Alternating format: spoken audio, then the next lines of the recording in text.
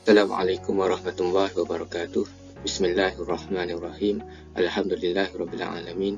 Wassalatu wassalamu ala asyrafil anbiya'i wal mursalin sayyidina Muhammad wa ala alihi wasahbihi ajma'in.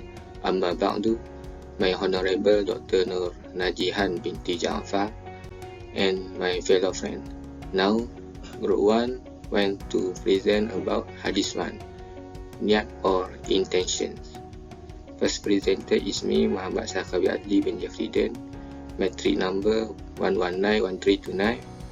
Presenter 2 is Muhammad Salihin bin Jamal Abdul Nasir, metric number 1191339. And presenter 3 is Wan Muhammad Nur Syafiq bin Wandali, metric number 1191324. Text and translation of Hadith 1. An Umar bin Khattab radhiyallahu anhu yaqulu sami'tu Rasulullah sallallahu alaihi wasallam yaqulu innamal a'malu binniyah wa innama limri'in ma nawa faman kanat hijratuhu ila Allah wa rasulihi fahijratuhu ila Allah wa rasulih wa man kana hijratuhu ila dunya yusibuha aw imra'atin yatazawwajuha fahijratuhu ila ma hajara ilaih. Narrated Umar bin Al-Khattab. I heard Allah's Messenger sallallahu alaihi wasallam saying, the reward of deeds depend upon the intention, and every person will get the reward according to what he has intended. So whoever emigrated for the sake of Allah and his apostle, then his emigration will be considered to be for Allah and his apostle.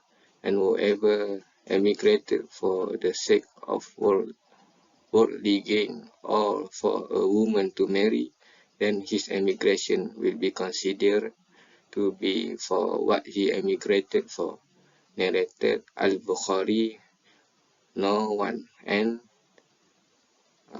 6659, and Muslim no 1907. Next is the importance of our hadith for students and those who involved in da'wah or teaching, especially for disabled people. An-niyah, which is the intention, is an important element that exists in human beings and need to be well taken care of, especially for Muslims. They need to stay away from the bad intention. Intention covers many aspects.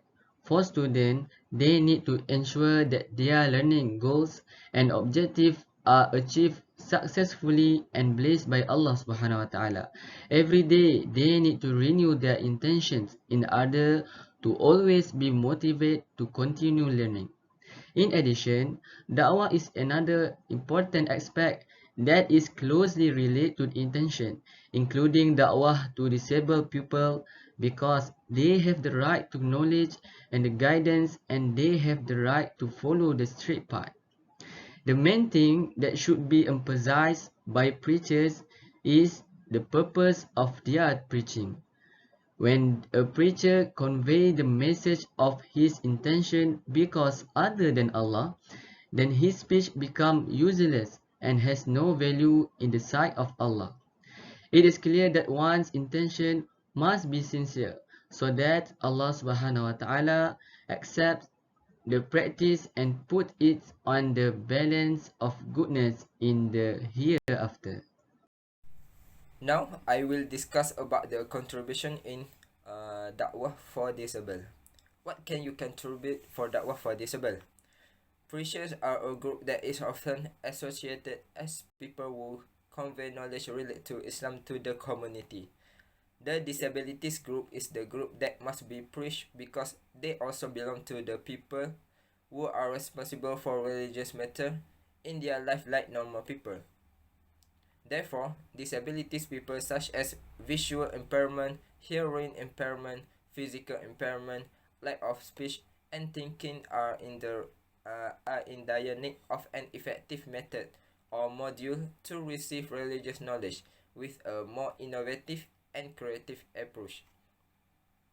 One of the contribution that we can give in da'wah to the disabilities people is to deepen or learn the knowledge about disabilities people, such as about Braille.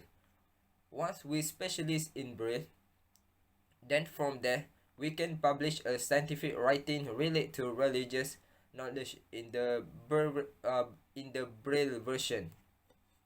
Apart from that, place of focus such as mosque, public place, and so on should be accustomed to facility for the disabilities.